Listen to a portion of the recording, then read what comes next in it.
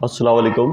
आज के इस प्रोग्राम के तहत खास यहाँ पर उपस्थित रहे ऐसे एडवोकेट ताहिर हकीम साहब, डॉक्टर सलीम साहब, प्रोफेसर निसार अंसारी साहब, एडवोकेट शमशाद भाई, हमारे सबके सीनियर ऐसे पूर्व एमएलए जनाब यासुद्दीन शेख साहब, इकराम भाई और सामने बैठे हुए तमाम शहर के जिम्मेदार हजरात।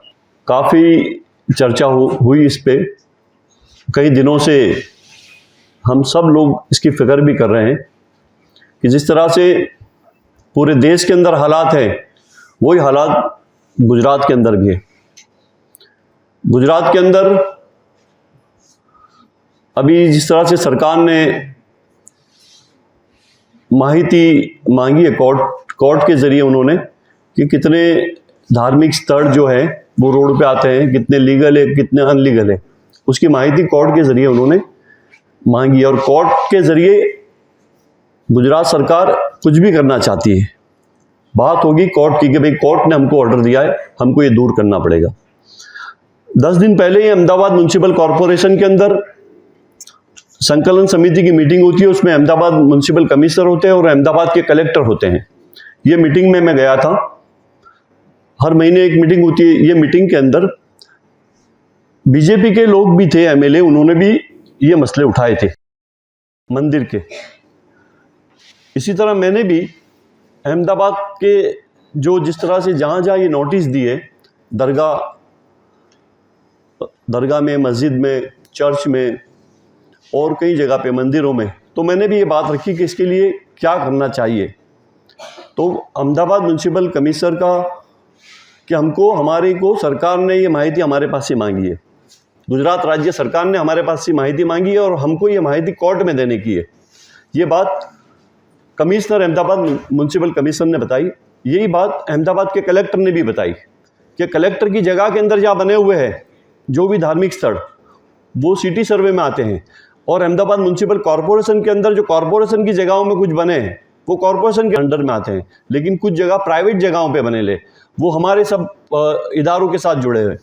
तो कमिश्नर ने ये बताया हमको कि हम लोगों ने कोर्ट की जो गाइडलाइन है, वो कोर्ट की गाइडलाइन हमको ये बताई है कि 3 कैटेगरी बनाई है। उसमें 3 कैटेगरी के अंदर उन्होंने ये बताया कि जो रेगुलेट हो सकते हैं वो रेगुलेट करेंगे, जिसके पास डॉक्यूमेंट्स होंगे वो डॉक्यूमेंट्स इसके लिए ज़रूरी है हमारे पास कि हमारे जो भी संस्थाएं, हमारी जो भी चाहे वक़्फ़ से जुड़ी हो या चैरिटी कमीशन में नोंदाई ली हो, या हमारे पास जो भी डॉक्यूमेंट्स है वो कितने साल पुराने हैं, वो डॉक्यूमेंट्स देखकर अहमदाबाद म्यूनसिपल कॉरपोरेशन इसका फिर अमल करेगा।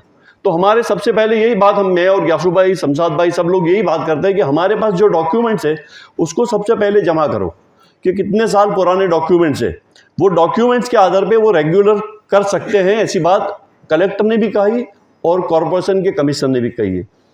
दूसरी बात उन्होंने बोली कि जो रिले कट करने का है, तो उसके अंदर जिसके पास पुरावे नहीं है और जो धार्मिक स्थल ऐसे हैं उसको दूसरी जगह उठा के ले जा सकते हैं, वो एक जगह से दूसरी जगह तुम ले जा सकते हो। तो उसके लिए इन्होंने कोर्ट की गाइडलाइन बताई है कि कोर्ट की गाइडलाइन हमने ये भी बोला है कि इसका भी आप सर्वे करो कि जो एक जगह से दूसरी जगह पे तुम शिफ्ट कर सकते हो, ऐसे कितने हैं।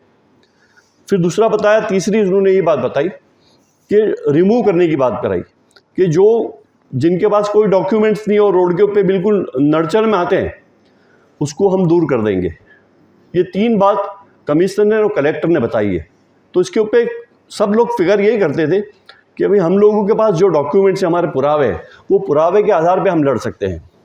पारली मस्जिद की बात करी, हम लोग कमिश्नर को मिल के आए थे। तो पारली मस्जिद के अंदर जब मस्जिद बन रही थी उस वक्त हमने 4 मीटर छोड़ दी थी जगह, और उसके बाद अब अपने को ऊपर बनाने का उन्होंने परमिशन दिया था। उस वक्त डेप्यूटी कमिश्नर आरजे शाह थे और कमिश्नर थे विजय नेहरा, और बीजेपी की जो मेयर थी उस टाइम पे बिजल पटेल। तो ये सब चीज़ें उस वक्त हुई थी, वो सब कायदेसर है हमारे पास, सब कुछ डॉक्यूमेंट्स है। लेकिन दूसरे जो मस्जिद है, दूसरी कोई दरगाह है या दूसरे और कोई चर्च है या कोई भी हो, हम लोग सबको साथ में मिलकर लड़ना पड़ेगा।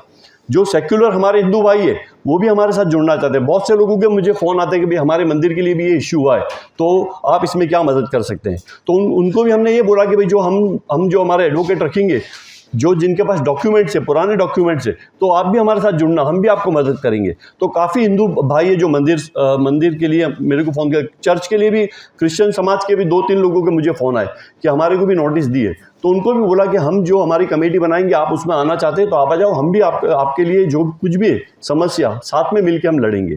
तो ये बात जहाँ तक ये है कि भाई सब मिल के लड़ेंगे, और हमारे जो सेक्युलर भाई है वो भी हमारे साथ जुड़ना चाहते हैं तो उनको भी हम साथ में लेके करेंगे। तो मैं समझता हूँ कि ये इश्यू कोई हमारे अकेले का नहीं है। जिस तरह से मीटिंग के अंदर जो बात होती थी, बीजेपी के जो एमएलए कमिश्नर से, मेयर से लड़ते थे कि तुमने गलत करा है, लेकिन वो तो ऊपर से सूचना दी लिए उनको, उन्होंने जो भी कुछ करा है समझ लो। हमारे पास जो डॉक्यूमेंट्स, हमारे पुरावे हमारे पास तो सब रेगुलर रहती है। कोई दरगाह रोड के ऊपर यूं नहीं बनाता, हमारे कोई मस्जिद है तो कोई मस्जिद रोड यूं नहीं बनती है। हमारे पास डॉक्यूमेंट्स, हमारे पास पुरावे होते तो ही बनाते। तो ये चीज़ मैंने बोला कि हमारा इसके अंदर अक्खा मामला अलग है कि हमारी जो कुछ भी बनती है, कोई मस्जिद बनाएंगे तो रोड के ऊपर बनाएंगे तो नमाज कबूल नहीं होगी, तो हम लोग जगह खरीदते उसके बाद में हम मस्जिद बनाते। लेकिन रोड के ऊपर जो आती है, तो रोड लाइन के अंदर आती है, वो चीज़ अलग है। तो उसके लिए हम क्या कर सकते हैं, तो एक मशवरा कर सकते हैं। तो ये बहुत चीज़ ज़रूरी है हमारे सबके लिए कि आने वाले दिनों के अंदर बुलडोज़र की जो इन्होंने नीति अपनाई है वो गुजरात के अंदर भी अमल करने वाला है, मुझे ऐसा लग रहा है। मैं इसके लिए फ़िक्रमंद हूँ, क्योंकि विधानसभा के अंदर जिस तरह से अभी जो कमेटियों के अंदर हो रही है एक्टिविटी, तो वो लोग सब चीज़ों की माहिती मांग रहे हैं पूरे गुजरात की। तो हम सबको ये फ़िक्र करने की ज़रूरत है। यहाँ बैठे हैं सभी लोग फ़िक्रमंद है, तो हम सब मिल के कोई ऐसा रास्ता निकालेंगे। कोर्ट के ज़रिए हमको रास्ता मिल सकता है, बाकी सरकार से उम्मीद ज़्यादा नहीं है हमको कि सरकार हमारी बात सुन लेगी और हम जो कहेंगे ऐसा सरकार कर देगी, ये मुझे नहीं लगता है।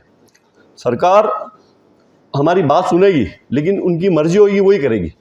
तो ताहिर हकीम साहब जैसे एडवोकेट साहब बैठे, शमशाद भाई और सभी जो पूरी टीम यहाँ बैठी है, वो अच्छी तरह से हम लोग जानते हैं कि हमको क्या करना है। साथ साथ में अभी मैं वक़्फ़ कमेटी के अंदर भी मेंबर हूँ, तो वक़्फ़ के अंदर भी अभी मैं देखता हूँ कि बहुत मसले आते हैं। अभी हर 15 दिन में, महीने में एक मीटिंग होती है, तो ज़्यादातर लोग आते हैं वहाँ पर वक़्फ़ के अंदर कि कोई नाम कमी कराने के लिए आता है, कोई नाम उमेरने के लिए आता है, कोई तकरारी मिलकत है, कोई हिसाब देता नहीं है, यही बातें होती है। मैं तो हैरान हो गया, मैं कि यही होता ही है। तो कि 2.5 साल से कमेटी नहीं थी, तो अभी सब एक साथ सब हुआ है, तो अभी 2.5 साल बाद कमेटी बैठी है। तो मैं समझता हूँ कि ये सब हमारे लिए बहुत फ़िक्र की बात है कि वक़्फ़ के अंदर भी जो झगड़े आते हैं वो अंदर ऑफिस के बाहर मारामारी हो जाती है, वक़्फ़ के ऑफिस के बाहर। तो ये ऐसा क्यों होता है? मुझे फिक्र होती है कि ऐसा क्यों होता है। हमारे लोग लड़ते हैं वहाँ के कि ये चोर है, ये साहूकार है, ये ऐसी बातें होती हैं वहाँ पे। तो ये सब अभी नहीं समझेंगे तो कब समझेंगे हम? ये समझने की ज़रूरत है अभी कि तुम वहाँ जाके वक़्फ़ के बाहर हम लोग हंगामा खड़ा करते हैं, लड़ते हैं। तो इसके लिए भी मैं समझता हूँ कि जहाँ वक़्फ़ के अंदर जो चीज़ नोंदाई ली नहीं उसको नोंदा देनी चाहिए। जो भी मदरसे, मस्जिद है, जो कुछ भी है इदारे, उनको वक़्फ़ के अंदर नोंदा, क्योंकि वक़्फ़ के अंदर जिस तरह से अभी जो कमेटी बनी है वक़्फ़ की, वो वक़्फ़ के अंदर भी मैंने अभी जब माहिती मांगी उनके पास कि भाई आपके पास, हमारे पास कितना बैलेंस है, हम क्या काम कर सकते हैं वक़्फ़ के अंदर।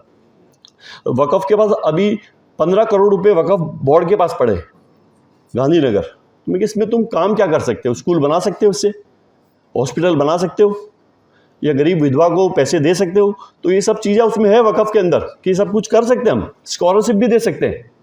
तो मैं क्या अभी तक हम क्यों देते नहीं है? कम से कम ये शुरुआत तो करो तुम, एक कमेटी बनाई तो एक शुरुआत करो तुम कि जो बहुत ज़रूरतमंद लोग हैं तो उनको ये चीज़ की ज़रूरत है, ऐसे लोगों को हम मदद कर सकते हैं। तो वक़्फ़ का अभी जो बोर्ड बना है काफ़ी अच्छे लोग हैं, एडवोकेट भी लोग इसमें पढ़े लिखे लोग आए हैं और फ़िक्रमंद लोग आए हैं। तो मैं समझता हूँ कि आने वाले दिनों के अंदर वक़्फ़ के अंदर भी जो कुछ भी अभी जो काम नहीं हुआ है वो इंशाल्लाह होगा, मुझे उम्मीद और भरोसा और विश्वास भी है।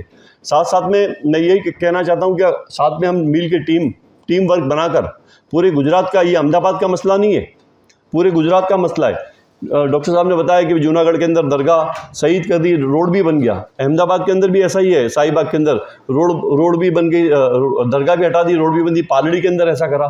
तो बहुत जगहों पे करते ही है। तो हम सिर्फ हाथ पे हाथ रख के बैठेंगे तो हमारे से कुछ होगा नहीं। हमको कम से कम जो हमारे संविधान ने हमको जो बात रखी है, हमारे संविधान ने जो हमको हक दिया है, वो हक के तहत हमको लड़ना पड़ेगा। और अभी नहीं लड़ेंगे तो जैसे बाबरी मस्जिद की बात हुई, शरीयत की बातें होती है, सरकार जो कानून चेंज कर लेती है, फिर भी हम खामोश रहते हैं। खामोश नहीं रहना चाहिए हमको। हमारी बात, हमारी हक की लड़ाई हमको लड़नी चाहिए, लेकिन हम जमा होते हैं, फिर हम लोग थोड़े दिन मिलते हैं, फिर हम सब भूल जाते हैं।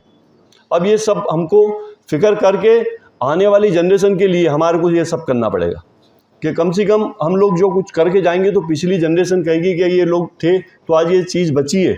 आज अहमदाबाद के अंदर कितने मॉन्यूमेंट है, कितनी मस्जिद है। खाड़िया के अंदर की बात करूं कि खाड़िया के अंदर इतनी मस्जिद है, शाही मस्जिद है, बंद पड़ी है। अभी मैंने वो एक मस्जिद मैंने भी आर्कोलॉजिकल विभाग द्वारा मैंने उसको भी साफ़ सफाई करवा के तैयार हो रही है एक मस्जिद। उसके अंदर 3-4 करोड़ रुपये आर्कोलॉजिकल वालों ने खर्च करे हैं, तो मस्जिद इंशाल्लाह वो भी चालू हो जाएगी। तो ऐसी तो बहुत मस्जिदें पड़ी है, तो उसकी सबकी हमको फ़िक्र करने की ज़रूरत है। तो सब फिक्रमंद लोग बैठे, और आज का सब्जेक्ट भी बहुत ही अच्छा था। मैं शमशाद भाई और उनकी पूरी टीम का बहुत बहुत शुक्रगुजार करता हूँ कि सबको जमा किए और सबकी बात, इनकी भी बात सुनेंगे, हमारी बात रखने का मौका मिला। खुदा हाफिज़, जय हिंद, जय भारत।